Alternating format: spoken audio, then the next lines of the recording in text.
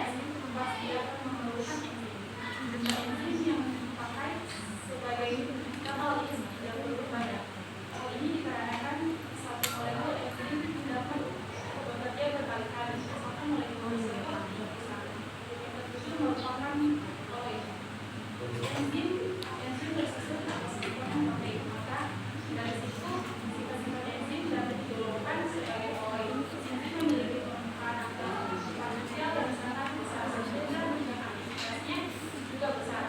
Melakukan apa menurunkan energi aktivasi. Energi aktivasi suatu reaksi adalah juga energi dalam kalori yang diperlukan untuk membawa semua molekul pada satu mol senyawa pada suhu tertentu menuju tingkat transisi pada puncak batas energi.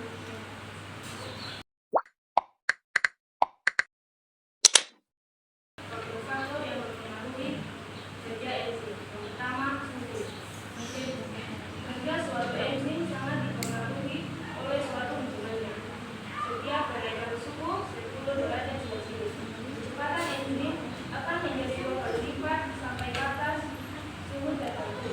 Kedua, derajat keasaman pH. Perubahan pH akan mempengaruhi kecepatan reaksi enzim karena berubahnya derajat ionisasi gugus asam dan basa dari enzim. Enzim akan bekerja pada pH tertentu. Umumnya pada netral kecuali beberapa jenis enzim yang dapat bekerja pada suasana asam atau basa. Ketiga, konsentrasi enzim. Semakin tinggi konsentrasi enzim, maka kecepatan reaksi akan meningkat hingga batas konsentrasi tertentu. Namun hasil hidrolis akan konstan dengan naiknya konsentrasi enzim. Yang keempat, konsentrasi substrat. Kecepatan reaksi yang dikatalisis oleh enzim sangat dipengaruhi oleh konsentrasi substrat. Pada konsentrasi substrat yang sangat rendah, kecepatan reaksi yang dikatalisis enzim juga sangat rendah. Yang kelima, aktivator dan inhibitor. Beberapa enzim memerlukan aktivator dalam reaksi katalisis. Aktivator adalah senyawa atau ion yang dapat meningkatkan kecepatan reaksi enzimatik. Contoh dari aktivator seperti ion logam dan garam dan logam. Sedangkan inhibitor merupakan suatu zat kimia tertentu dapat menghambat aktivitas enzim. Pada umumnya, cara kerja inhibitor adalah dengan substrat sehingga fungsi katalisnya terganggu. Inhibitor ada dua macam, yaitu inhibitor reversible dan inhibitor irreversible. Inhibitor reversible adalah inhibitor yang dapat bekerja secara kali. Inhibitor ini terbagi menjadi dua, yaitu inhibitor sensitif dan inhibitor non-kompetitif. Inhibitor kompetitif adalah zat penghambat yang memiliki struktur mirip dengan substrat dan berpotensi untuk berkaitan dengan sisi aktif enzim. Inhibitor ini dapat dihilangkan dengan menambah substrat. Sedangkan inhibitor non-kompetitif adalah zat penghambat yang terlibat pada sisi allosterik enzim sehingga sisi aktif enzim berubah.